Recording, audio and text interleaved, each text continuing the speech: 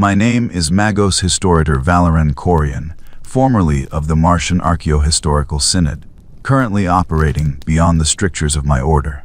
For 7 decades I have served as keeper of the Chronologicum Imperialis, the great chronological archive beneath the Fabricator General's palace.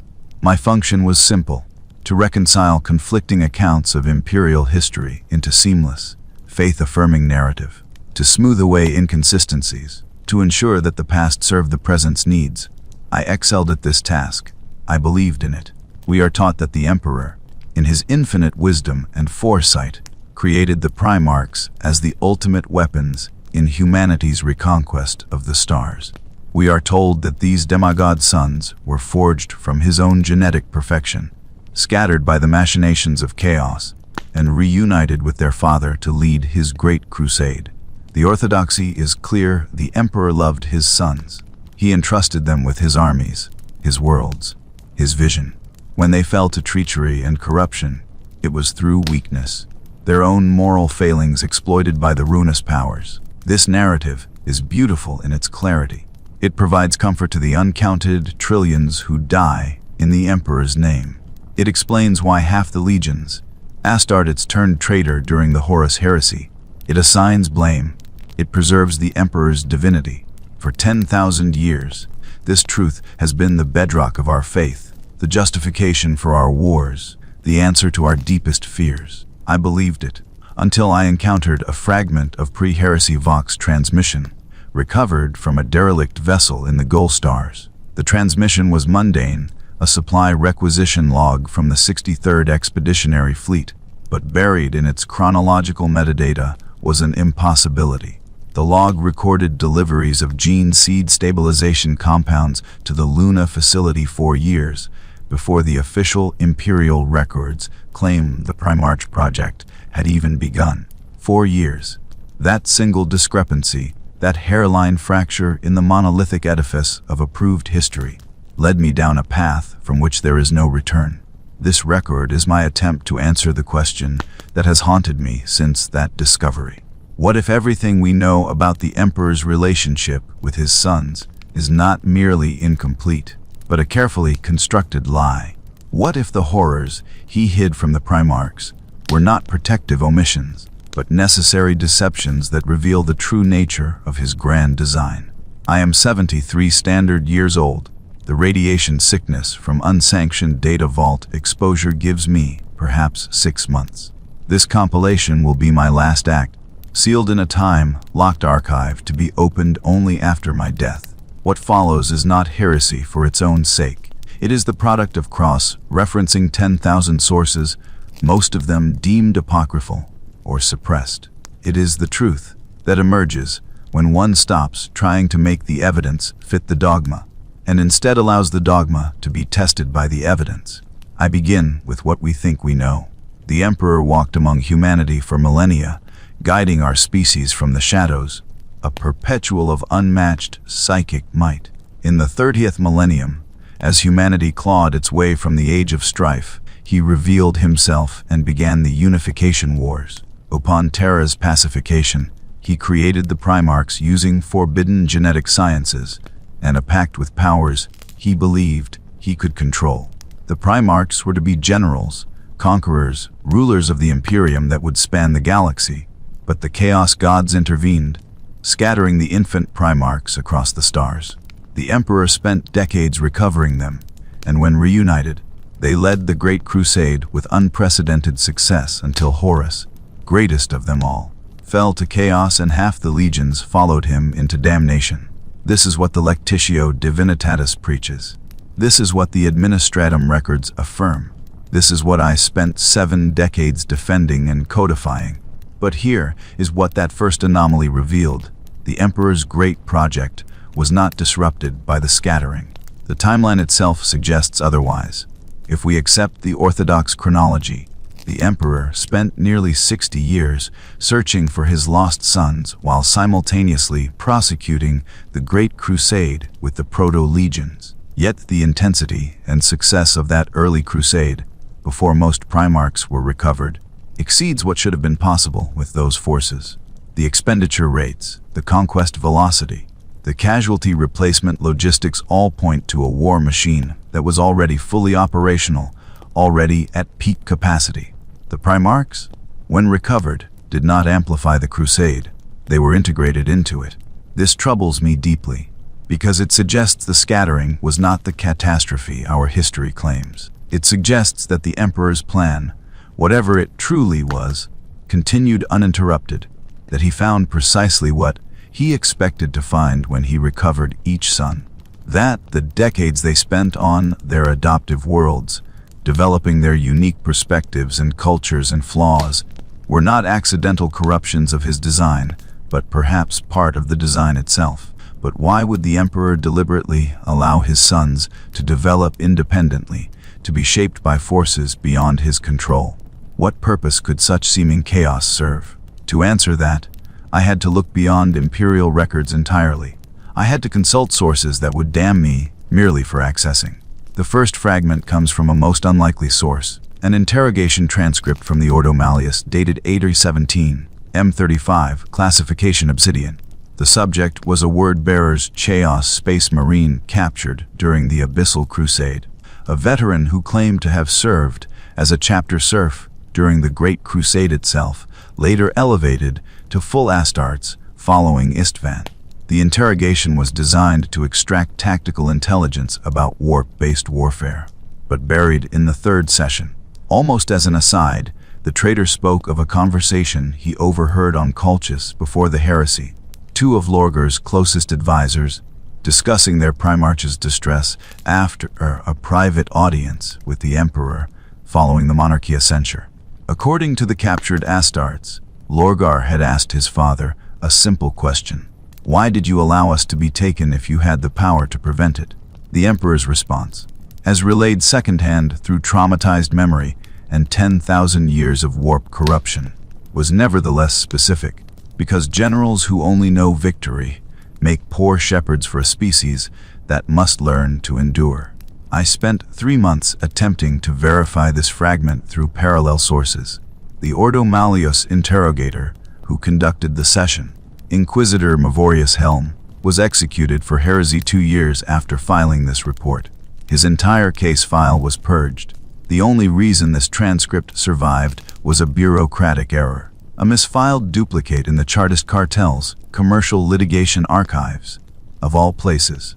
But the fragment itself has the texture of truth. It matches perfectly with what we know of Lorgar's psychology, his desperate need for paternal affirmation, his willingness to question divine authority in his search for meaning. A fabrication, I reason, would be more dramatic, more clearly damning. This has the banality of actual overheard conversation. If we accept this fragment as potentially genuine, its implications cascade outward like cracks in ice. The Emperor had the power to prevent the scattering. Every source agrees his psychic might was unmatched, his foresight profound.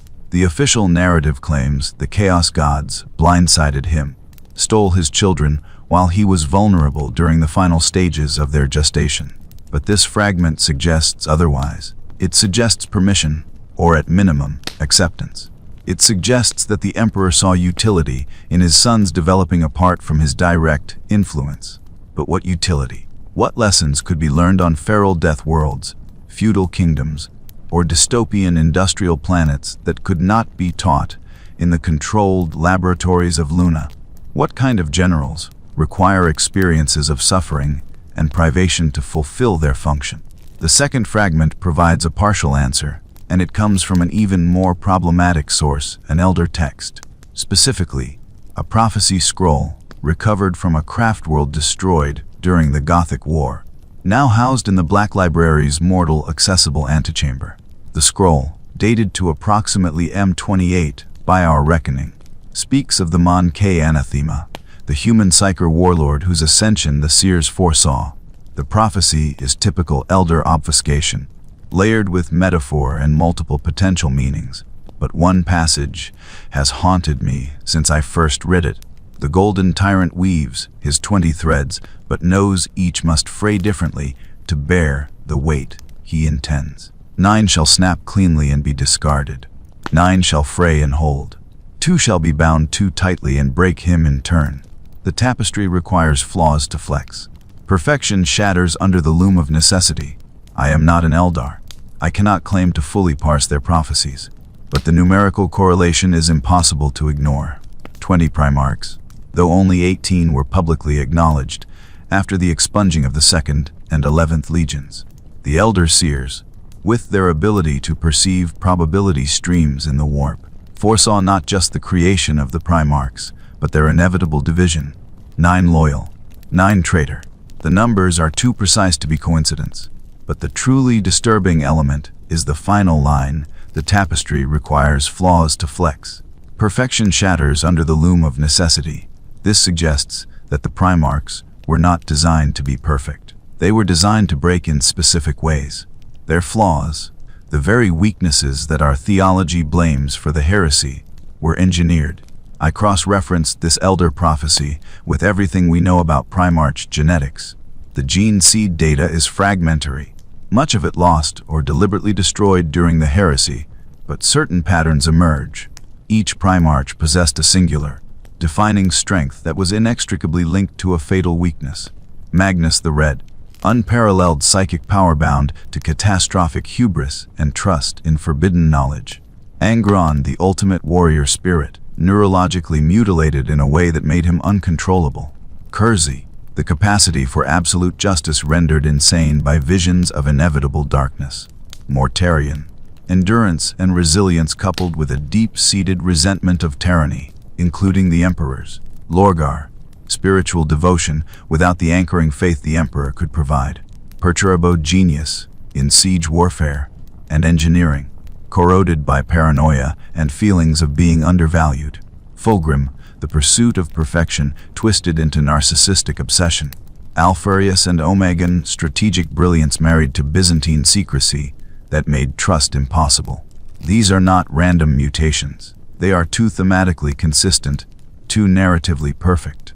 They read like characters in a tragedy, each given precisely the flaw that will doom them under specific stresses. And when I map these flaws against the events of the heresy, another pattern emerges. Each traitor Primarch fell in a way that directly correlated to his designed weakness. They did not fail despite their strengths. They failed because of them, or more accurately, because the exact stresses that would exploit their weaknesses were systematically applied. Magnus was censured at Nicaea, and then forced to choose between obedience and saving his father, a choice designed to trigger his arrogance. Angron was never offered medical intervention for his butcher's nails, ensuring his rage would consume him.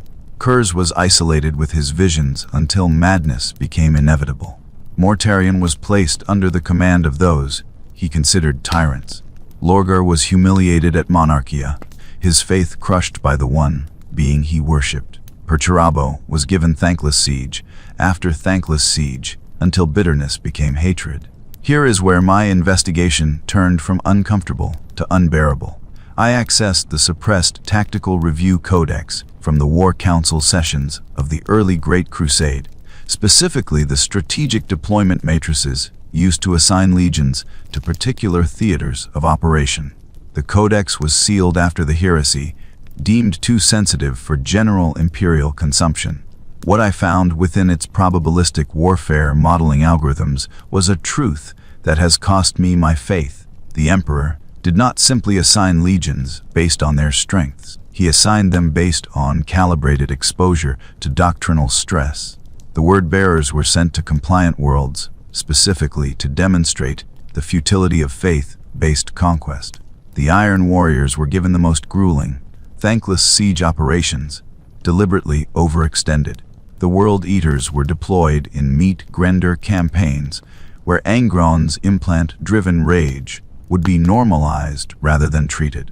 The Night Lords were tasked with terror campaigns that would isolate them morally from the rest of the Imperium. The Thousand Sons were encouraged to pursue psychic mastery even as the Emperor prepared to condemn such pursuits at Nicaea. The pattern is undeniable. Each legion that would eventually turn traitor was systematically placed in scenarios designed to exacerbate its Primarch's core weakness. This was not mismanagement. The mathematical precision of the deployments rules out coincidence. Someone, and there is only one individual, who possessed both the authority and the foresight to craft such a plan, deliberately stressed the traitor legions to their breaking points. The Emperor was testing his sons, or, perhaps, more horrifically, he was breaking them intentionally. But why? The question consumed me for months. I cross-referenced casualty reports, fleet movements, administrative resource allocations, even the fragmentary records of the lost legions. And slowly, terrifyingly, an explanation emerged. The Great Crusade was not merely a war of conquest. It was a culling operation. The Imperium the Emperor envisioned, the Webway project he labored upon in secret, the ascension of humanity to a new psychic paradigm. All of these required a very specific kind of humanity. A unified, obedient, secular humanity purged of superstition, mutation, and weakness. But the Emperor had created his Primarchs using warp-based genetics, pacts with entities he could not fully control, and genetic templates drawn from his own infinitely complex genome. The result was 20 demigods of immense power, but also immense variability, each one a potential tyrant, a potential rival, a potential threat to the very future he was crafting. The Emperor could not simply kill his sons once they had served their purpose. The legions, Astartes, were loyal to their Primarchs first, the Emperor second. Any overt purge would risk civil war. But a civil war instigated by the Primarchs themselves, a war in which the loyalists could destroy the problematic elements of his own creation while believing they fought for righteousness. Such a war would be perfectly suited to his needs. The Horus Heresy was not a failure of the Emperor's plan. It was the plan's culmination. Let me be precise in my reasoning, for this conclusion is too monstrous to accept without rigorous logical foundation. Premise 1. The Emperor possessed prescient abilities far beyond any other psyker in human history, as evidenced by his countless successful predictions and the scope of his millennia-spanning plans. We know from the testimony of those who knew him, from Malcador to Constantin Valdor, that the Emperor could perceive probability streams extending centuries into the future. His ability to navigate the political chaos of old Earth, to predict the rise and fall of techno-barbarian empires, to position himself at the precise moment when humanity would be desperate enough to accept his leadership. All of this speaks to precognitive abilities that border on perfect foresight. If we accept that the Emperor could see the future with such clarity, we must also accept that he foresaw the heresy. The notion that the chaos gods could blindside a being of such power strains credulity. More likely, he saw multiple possible futures and chose the one that best served his ultimate design. Premise 2. The scattering of the Primarchs, rather than disrupting his plans, resulted in their development into precisely the kinds of individuals who would either serve his final vision or reject it based on engineered psychological templates. Consider the sheer improbability of the scattering's results. Each Primarch landed on a world that perfectly cultivated the specific traits the Emperor had designed into them. Guilliman arrived on Ultramar, a civilized realm where his gifts for administration and strategic planning could flourish. Angron landed on New Syria, where he would be broken and made into a weapon of pure rage. Lorgar found himself on Colchis, a deeply religious world that would amplify his spiritual yearnings. Kurz crashed onto Nostramo, a world of such corruption that his sense of justice would curdle into madness. The odds of 20 infants, scattered randomly across the galaxy, each landing in an environment that would maximize their designed traits, are astronomical, unless the scattering was not random at all. Premise 3. The strategic deployment of the legions during the Great Crusade systematically applied stress to those Primarchs whose personalities, had they survived into the post-Crusade era, would have been incompatible with the Emperor's ultimate design for humanity. The deployment patterns I uncovered in the Tactical Review Codex are too precise to be accidental. Each traitor legion was placed in situations calculated to amplify resentment, to foster a sense of being undervalued or misused. to create the psychological conditions necessary for rebellion. Meanwhile, the loyal legions were deployed in campaigns that reinforced their adherence to duty, honor, and obedience. The Blood Angels fought wars that tested their nobility. The Imperial Fists built fortifications that embodied the defense of civilization. The Ultramarines conquered and administered worlds, learning the arts of governance. The Dark Angels hunted fallen enemies, learning the cost of betrayal. Each loyal legion was shaped by its campaigns to value the very virtues that would keep them loyal when the heresy came. Premise 4. The Emperor's withdrawal to Terra to work on the Webway project occurred at the precise moment when tensions among the Primarchs reached critical mass, and he left Horus, the most charismatic and prideful of his sons, in command. The timing is significant. The Emperor did not retire to Terra when the crusade was won, nor when it had barely begun. He withdrew at the exact moment when the Primarchs had sufficient independence and resentment to consider rebellion, but before they had become so entrenched in their roles that removing them would destabilize the entire Imperium, and his choice of War Master is revealing. Horus was beloved by his brothers, trusted by nearly all of them, capable of swaying even the most independent-minded Primarchs to his cause. If the Emperor had wanted to prevent a civil war, he would have chosen a less charismatic War Master, someone like Dorn whose rigid sense of duty made him incorruptible, or Guilliman whose political acumen would have detected and countered Horus's fall early. Instead, he chose the one Primarch whose corruption would fracture the legions along the exact lines he needed. The conclusion is inescapable. The Emperor engineered the conditions for civil war. He created sons he knew would fail, placed them under stresses designed to corrupt them, and then withdrew his presence at the exact moment when their resentments would metastasize into rebellion. The Horus Heresy was not chaos corruption overcoming the Emperor's plans. It was the Emperor using chaos corruption as a tool to purge the elements of his own creation that he deemed unsuitable for the next phase of human evolution. But the evidence extends beyond mere strategic positioning. I have obtained, through channels I will not name for fear of implicating others in my heresy, fragments of the Selenar gene cult's original contracts with the Emperor during the Unification Wars.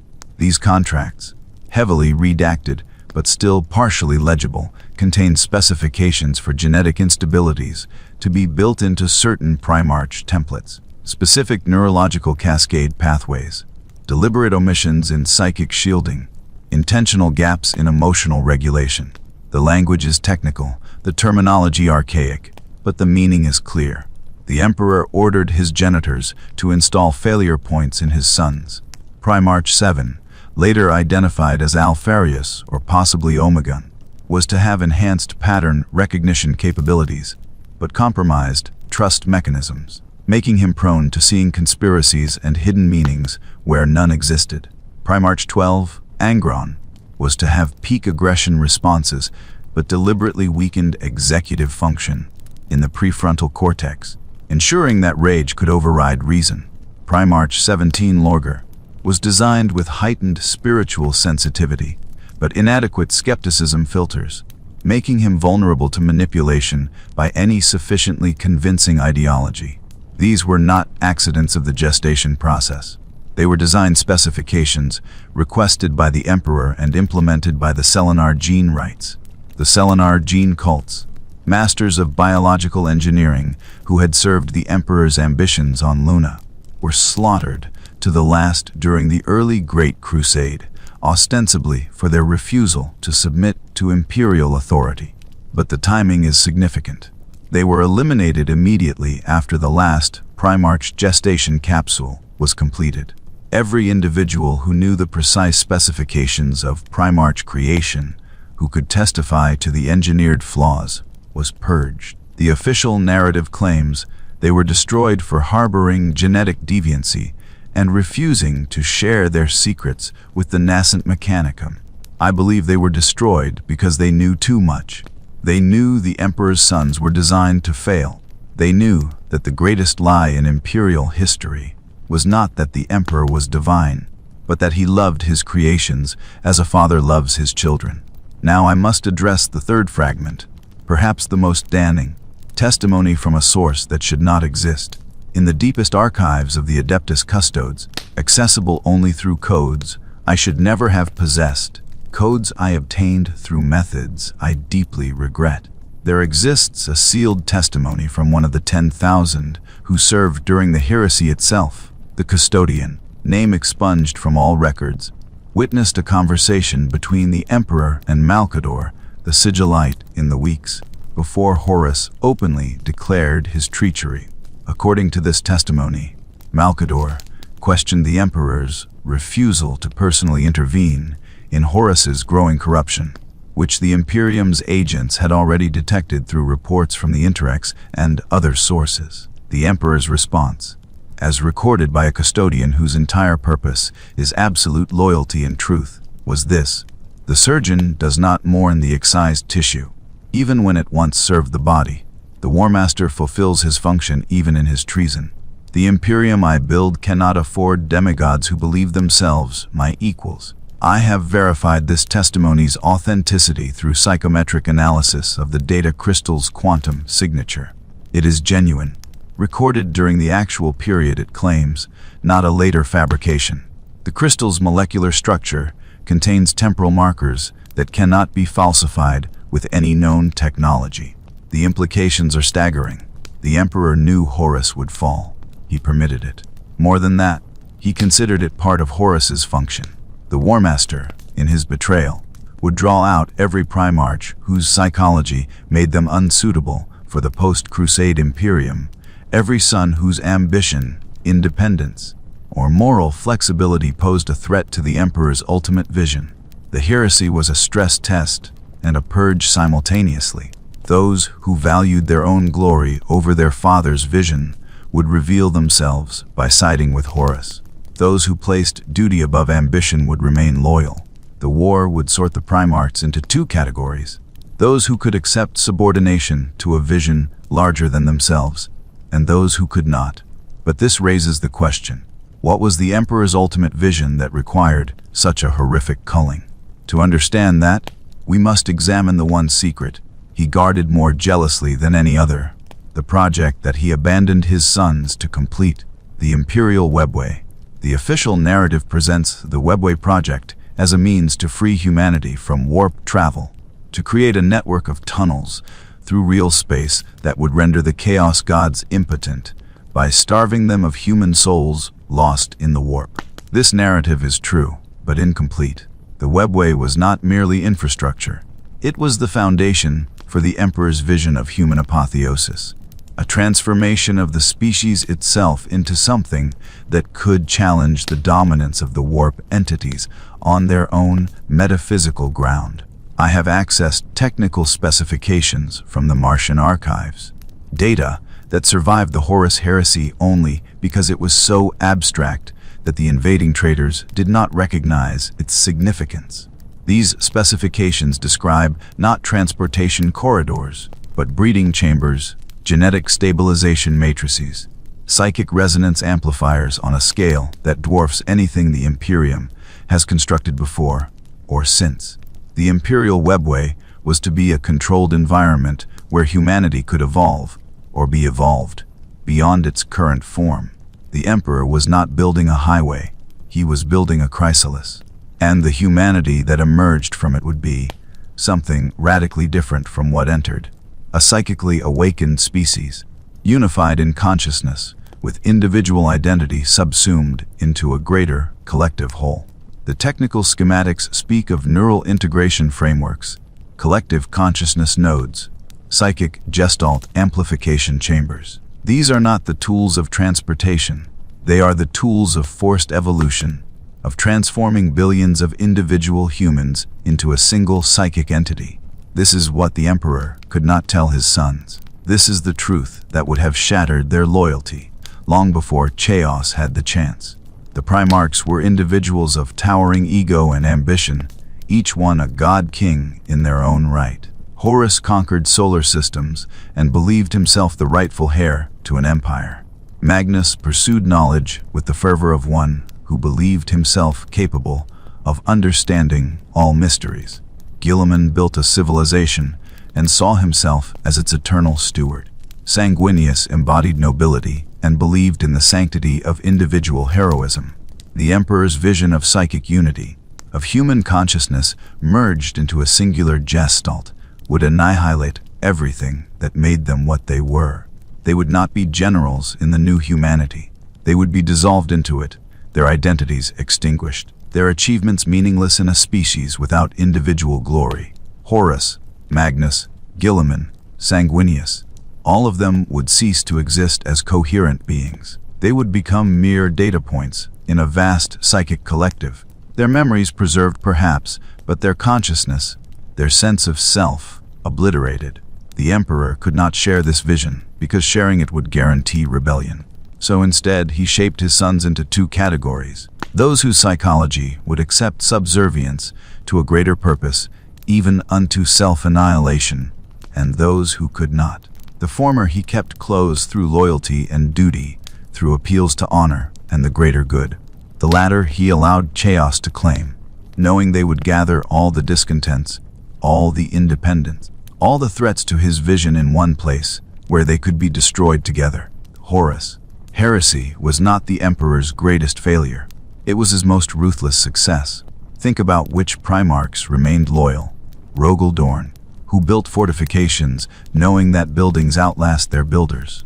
Sanguinius, who accepted his own foreseen death without complaint. Ferrus Manus, who valued the work over the worker. Vulcan, who understood that true immortality lay in what one created, not in the self. Corax, who waged war from the shadows, content to let others claim the glory. The Lion, who pursued victory with such single-minded focus that personal recognition became irrelevant. These were men, if we can call them that, who had already internalized the principle that the individual must be sacrificed for the collective good. They would not have welcomed the knowledge of humanity's planned transformation, but they would have accepted it as necessary.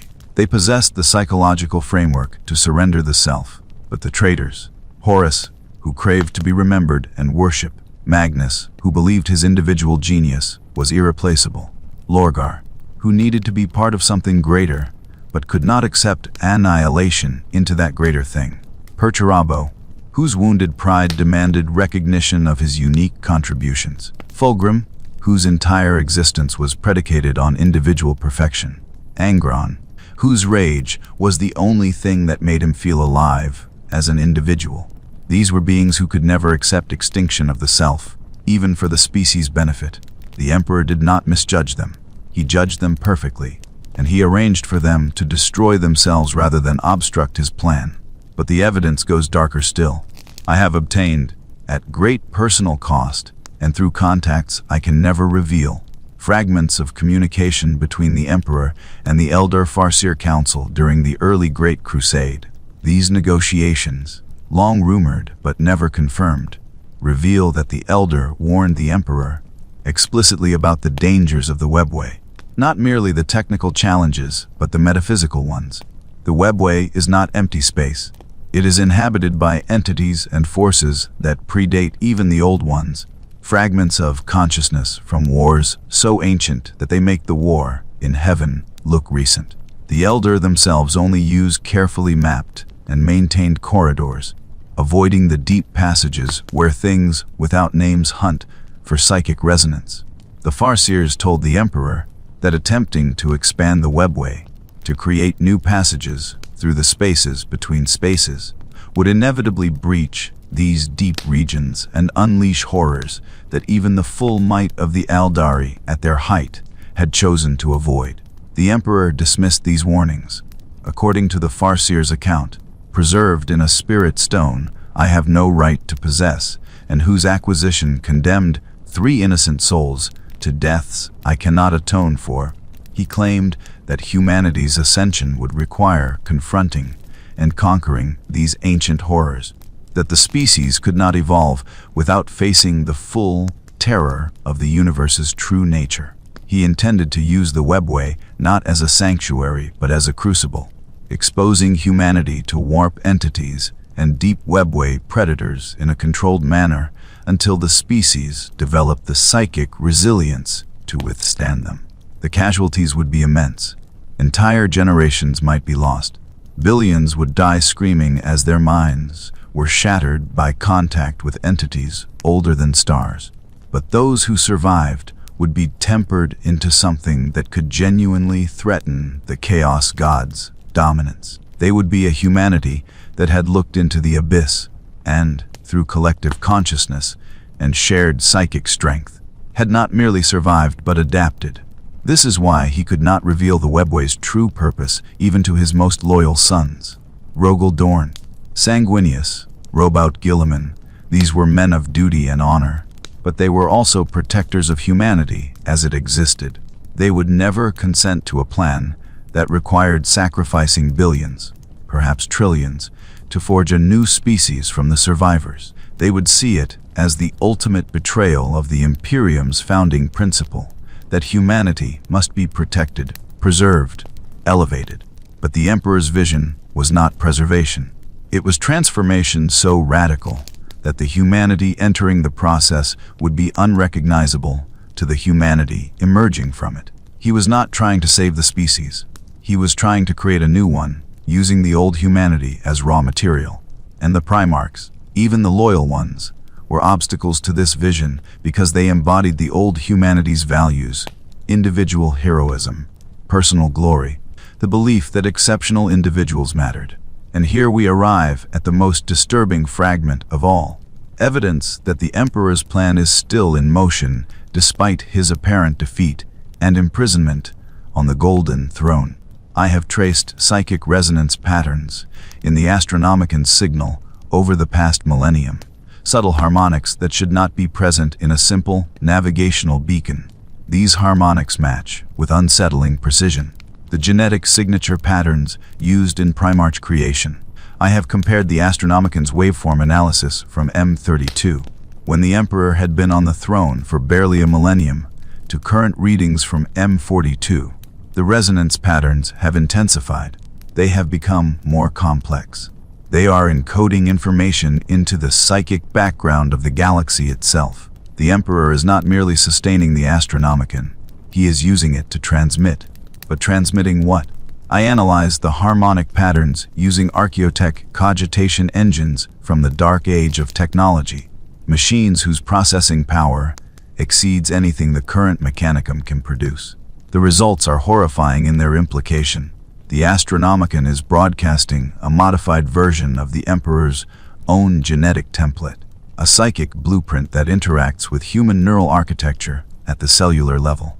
Every psyker who uses the Astronomican to navigate, every astropath who channels its signal, every navigator who gazes into its light, is being subtly altered.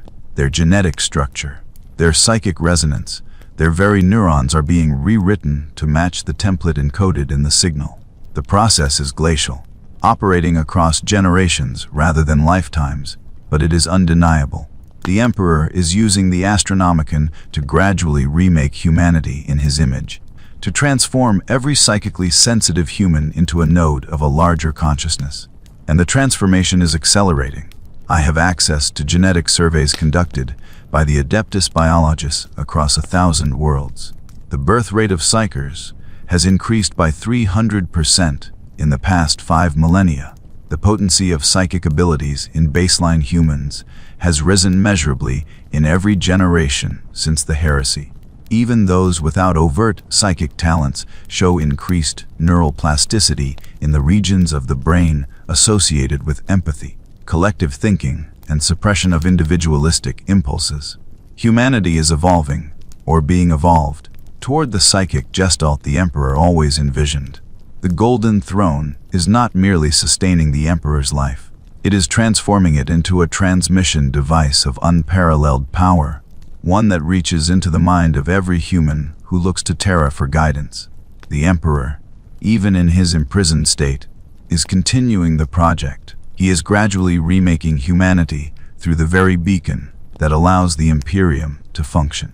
Every time a ship navigates by his light, every time an astropath channels his signal, every time a faithful citizen prays to the God Emperor, and opens their mind to his presence. They are exposed to transformative psychic frequencies that are slowly, incrementally, altering human consciousness toward greater psychic sensitivity and interconnection. The process is so gradual that no single generation notices the change. But across millennia, the effect compounds. Humanity is becoming more psychically aware, more collectively minded, more willing to surrender individual identity for the good of the species. And we mistake this transformation for the natural evolution of faith, never realizing that our faith itself is the mechanism of our metamorphosis. This is what he hid from his sons. Not merely the plan's details, but its fundamental nature.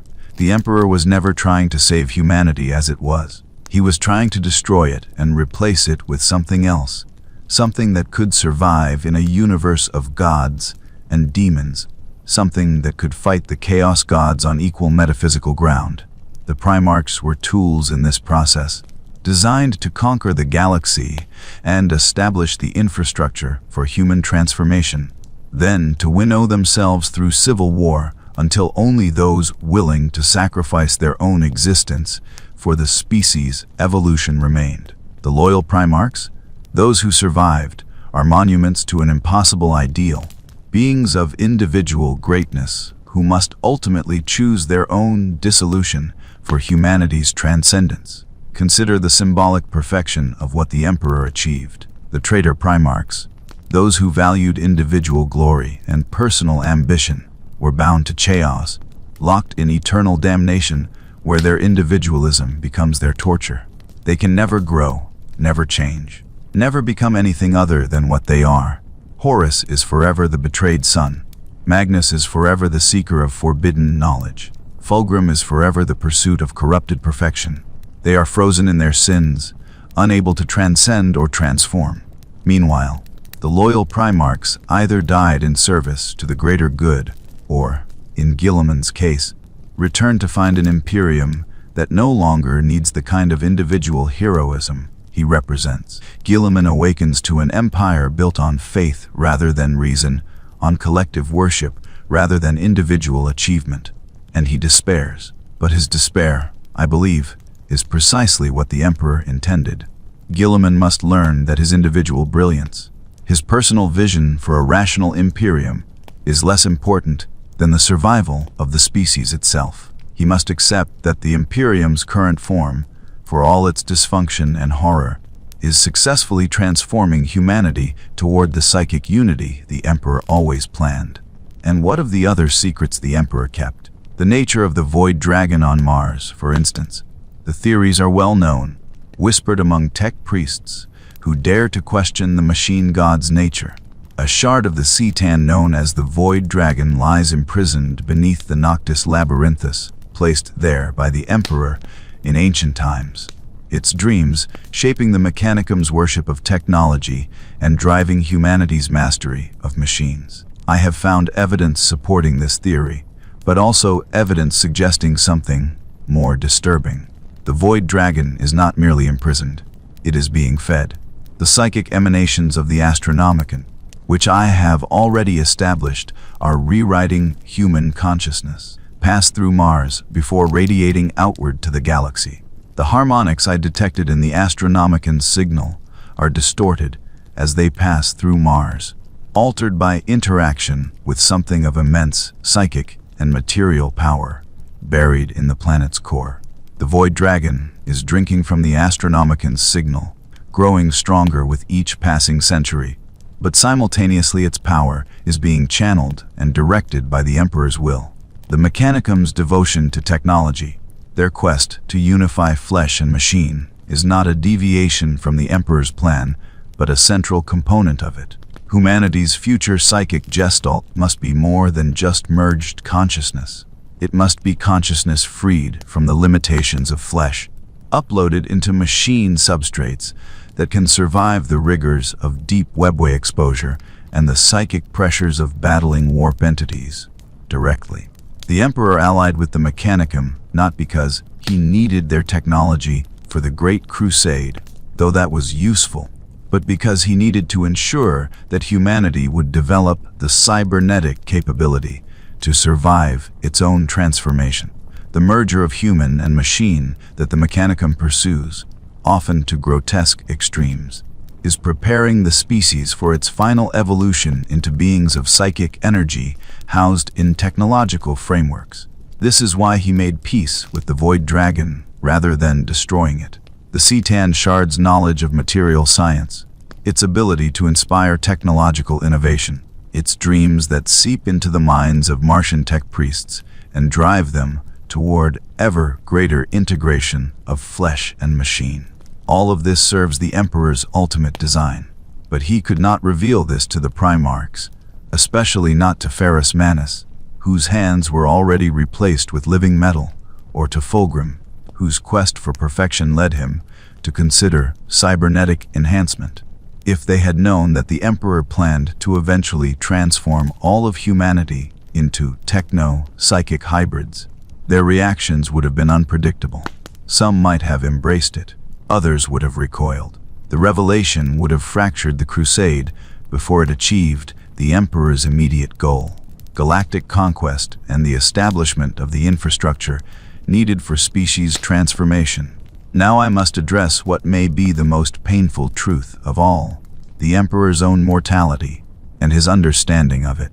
We are taught that the Emperor is immortal, a perpetual who has lived since the dawn of human civilization and will endure until the end of time itself. But I have accessed records from the perpetual circles, testimonies from other immortals who knew the Emperor in ages past. These records, hidden in places I will not name for fear of their destruction, paint a different picture. The Emperor was indeed a perpetual, capable of regenerating from any death, returning to life through mechanisms we do not fully understand. But perpetuality has limits. Each resurrection takes longer. Each return leaves scars on the soul, fragments of memory lost, pieces of personality altered. The Emperor, who had died and returned countless times over 40,000 years, was not the same being in the 30th millennium that he had been in ancient Anatolia or Sumeria or wherever his first life truly began. The records speak of the Emperor's growing desperation in the millennia before the Unification Wars. He had seen empires rise and fall, watched humanity nearly destroy itself a dozen times, and with each cycle he returned to find himself changed. His memories of earlier lives fading, his sense of self fragmenting. The Emperor created the Primarchs not just as tools of conquest, but as anchors for his own identity. Each Primarch embodied a fragment of his own psyche, an aspect of his personality given independent form. Horus was his ambition and charisma. Guilliman was his gift for administration and order. Magnus was his psychic power and thirst for knowledge. Sanguinius was his nobility and self-sacrifice. Angron was his rage against injustice. Lorgar was his spiritual yearning. Each son was a piece of himself, externalized and embodied, created so that even if he died and failed to return, these aspects of his being would persist. But the scattering changed the Primarchs. The Emperor's fragments, rather than developing in his image, were shaped by the worlds they landed on. They became individuals rather than reflections. And this, I believe, was precisely what the Emperor had foreseen and planned for. He knew he was fragmenting, that each death and resurrection eroded his sense of self further. He knew that his plan for humanity would take millennia to achieve, longer than his fracturing psyche might endure. So he created the Primarchs as backup copies of himself, but deliberately allowed them to be scattered and shaped independently, so they would be viable, functional beings rather than mere extensions of his will. When the heresy came, and the Emperor was mortally wounded, when Horus struck him down and shattered his body, the Emperor did not merely survive through perpetuality. He survived by existing simultaneously in the Golden Throne and in the psychic imprints he had left in his loyal sons. The Emperor's consciousness is no longer singular. It exists as a distributed network, anchored in the Golden Throne, but extended through the psychic connections to his remaining loyal Primarchs and through the gene seed of their legions. When Guilliman speaks with his father in the throne room, he does not speak with the being who created him. He speaks with a fragment, a shard of consciousness barely coherent, sustained by the collective faith of trillions and the technological marvel of the throne. The emperor who planned the Great Crusade is gone, or rather, he is distributed across a galaxy. His consciousness stretched so thin that he can barely focus on any single interaction. But this was always the plan. The emperor knew he could not endure as an individual, so he seeded himself throughout humanity, through the Primarchs, through the Space Marines, through the Astronomican signal, ensuring that even when his individual existence ended, his purpose would continue. This is the ultimate heresy hidden from the Primarchs. Their father was already dying when he created them, not dying in body, but dying in self, fragmenting under the weight of millennia and the erosion of perpetual resurrection. They were never his sons in any meaningful sense. They were his successors, pieces of him designed to carry forward his vision when he no longer could. And the heresy, the civil war that killed half of them and crippled him, was the necessary catalyst for his final transformation from individual to distributed consciousness. The emperor could not take the final step toward becoming a true god, a being of pure psychic energy sustained by faith and will, while he remained anchored in individual existence. He needed to die, he needed to be shattered, and he needed his sons to be the instruments of that shattering, some through loyalty that would anchor his consciousness in their gene seed, others through betrayal that would give his death meaning and purpose. I realize how this must sound. I am suggesting that the emperor orchestrated his own demise, that the greatest tragedy in imperial history was a planned suicide designed to transform him from a perpetual warlord into a god. But the evidence supports this interpretation. Consider the emperor's actions during the Siege of Terra. He remained in the imperial palace while the traitor legions ravaged the outer defenses. He did not take personal command of the loyalist forces until the very end. He allowed Horus to breach the inner palace, to teleport onto the vengeful spirit, to face him in single combat. The emperor, who had planned for millennia, who had orchestrated the Great Crusade with such precision, suddenly made tactical decisions that seem almost suicidal, unless they were precisely that, suicide with purpose. The emperor allowed Horus to wound him mortally. He absorbed the full fury of Horus's chaos-enhanced might, letting it shatter his physical form beyond perpetual recovery. And then, in the final moment, he destroyed Horus utterly, obliterating not just his body but his soul, ensuring that his favorite son could never return, never be redeemed, never threaten the plan again. It was not a mercy killing of a corrupted child. It was the final act of a being who needed his own death to have ultimate meaning, who needed to demonstrate that individual existence, even that of a beloved son, was worth less than the species' survival. The emperor died to prove a point to himself and to humanity that individual identity must be sacrificed for collective transcendence. And now we come to the final secret, the one that encompasses all others, the emperor's vision for humanity's ultimate destiny. I have pieced this together from fragments scattered across 10,000 years of suppressed texts, heretical prophecies, and Zeno's warnings. The emperor does not merely want humanity to become a psychic gestalt. He wants humanity to become a new chaos god, not a servant of the ruinous powers, but a fifth power in the warp, one born from order rather than emotion, from collective will rather than base desires. A god of humanity, by humanity, that could stand against Khorne, Tianch, Nurgle, and Slaanesh on equal footing. This is why he needed to destroy individual identity to merge human consciousness into a singular entity. A species of individuals cannot birth a god, but a species unified in purpose, in faith, in psychic resonance, channeling the mental energy of quintillions of souls across the galaxy through 10,000 years of prayer and sacrifice. Such a species could achieve apotheosis. The emperor is not trying to save humanity. He is trying to make humanity into him, to elevate the entire species to godhood through a transformation so complete that nothing of the original human identity will remain. We will become something that calls itself human, that thinks itself human, but that is actually a fragment of a vast God consciousness experiencing itself through individual perspectives while remaining fundamentally unified. The Chaos Gods were born from concentrated emotion, rage, ambition, despair, pleasure. The human god, the species deity the Emperor is forging, will be born from concentrated the will to survive, to endure, to transcend.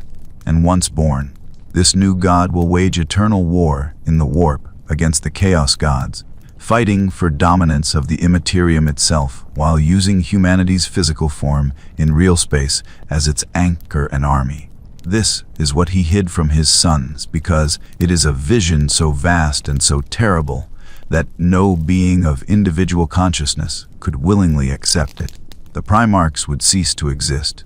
The Space Marines would cease to exist. Every human soul would be subsumed into the greater whole. There would be no glory, no remembrance, no individual achievement, because there would be no individuals. There would only be humanity as God, experiencing itself through billions of simultaneous perspectives, but thinking with one mind, acting with one will, unified in purpose and stripped of the weaknesses that individual identity creates: doubt, fear, selfishness, ambition. The Imperium, in all its cruelty and dysfunction, has been preparing humanity for this transformation. The brutal suppression of individuality, the demand for absolute obedience, the worship of a distant god emperor who does not respond to prayers except through collective faith. All of it teaches humans to surrender the self, to find meaning in service to something greater, to accept that individual identity is less important than the species' survival. And it is working. I can see it in the data. The psychic gestalt is forming, slowly, across the millennia.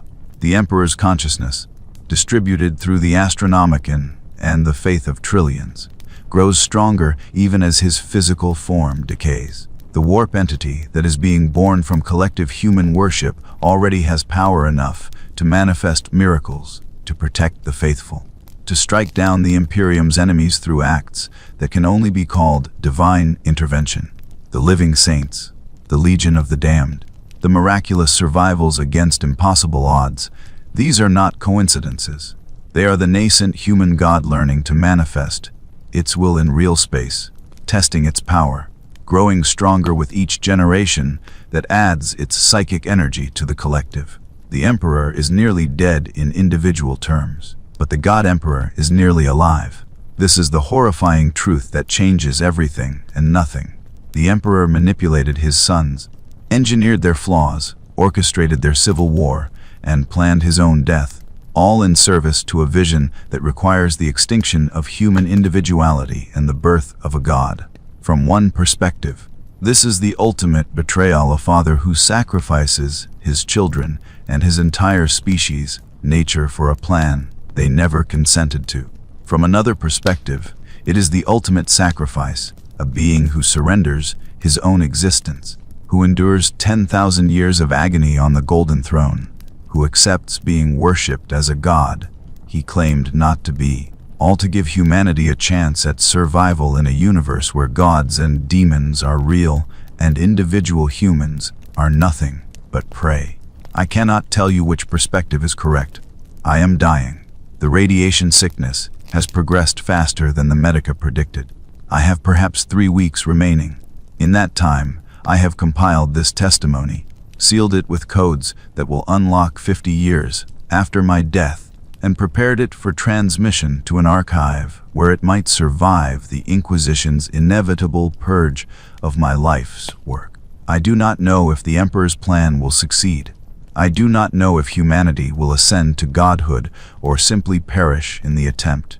I do not know if the transformation he has set in motion will save us from the Tyranids, the Necrons, the Chaos Gods, and all the other horrors that besiege us from every direction.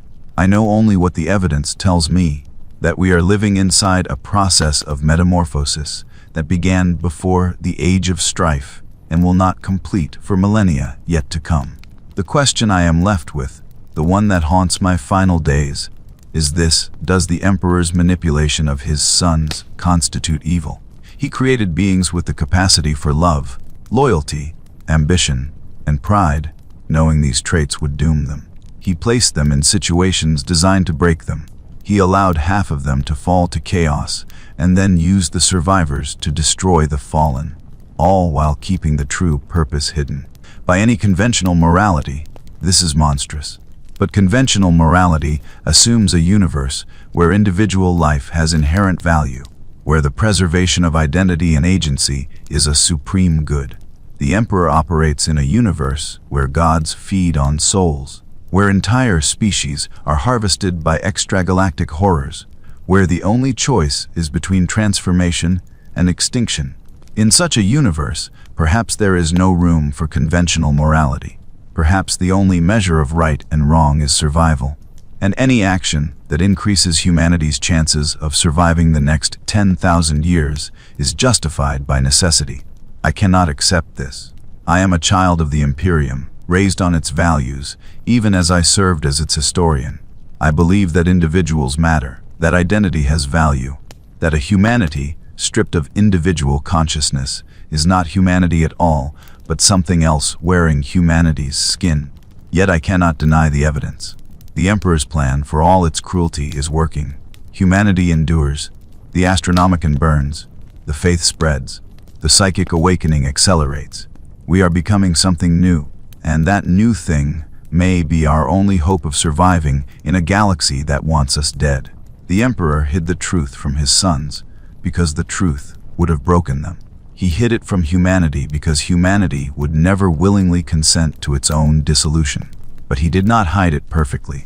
Fragments remain, buried in archives, encoded in genetic templates, whispered by daemons who know more than they should, and find humanity's transformation hilarious in its irony. I have gathered these fragments. I have assembled them into a pattern, and the pattern reveals a being of such immense vision and such total ruthlessness that I cannot comprehend whether to worship him or revile him. Perhaps both. Perhaps neither. Perhaps the question itself is meaningless, a relic of individual consciousness, trying to impose moral frameworks onto scales that transcend morality entirely. The Emperor is not good or evil. He is necessity made manifest, survival instinct elevated to godhood, the will to endure given form and purpose. He does what must be done, and what must be done is terrible beyond words. Guilliman has returned in these dark days. I wonder if he understands yet. I wonder if the Emperor, in whatever passes for communication between them, has revealed any fragment of the true plan. I suspect not.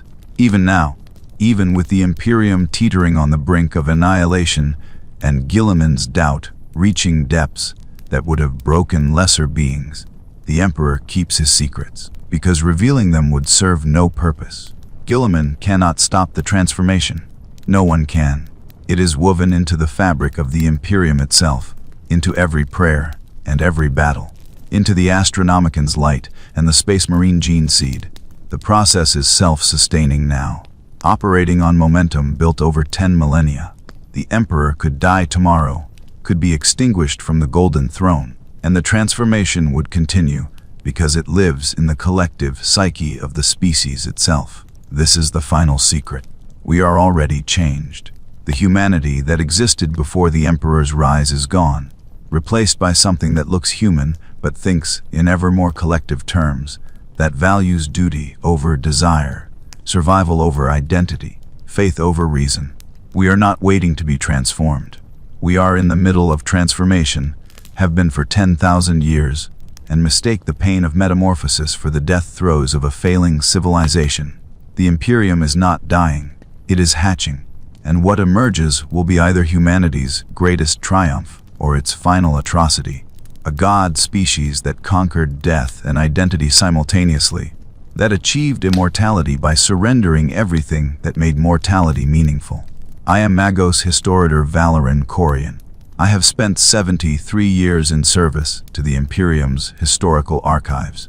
I have compiled, edited, and sanctified 10,000 narratives that supported the faith, reinforced the dogma, and obscured the truth. This is my final compilation, the one I will never sanctify, the history that undermines everything I spent my life building. I do not know if anyone will ever read these words. I do not know if they should. The knowledge I have assembled here is dangerous not because it undermines faith, but because it makes faith more terrifying than doubt ever could. To know that the God Emperor truly exists, truly has a plan, and that the plan requires the extinction of self, is to face a choice no human should have to make. Accept annihilation in service to the species, or rebel against a future that may be our only path to survival. I have made no choice. I am dying before the question becomes personally relevant, spared the burden of decision by the mercy of radiation-induced cellular collapse. But you, whoever reads this 50 years hence, you will face that choice. The transformation will be further along by then. The signs will be clearer. The psychic gestalt will be stronger. You will be able to feel it, if you are sensitive enough, the pull toward unity. The whisper in your mind that says individual identity is loneliness and the collective is love. You will have to decide whether to surrender to it or resist it, knowing that resistance may doom humanity and surrender may doom humanity's soul. I offer no guidance. I am a historian, not a prophet. I can tell you what has been, not what should be. But I will say this: the Emperor hid these truths from his sons for reasons that made sense to a being of his perspective and power.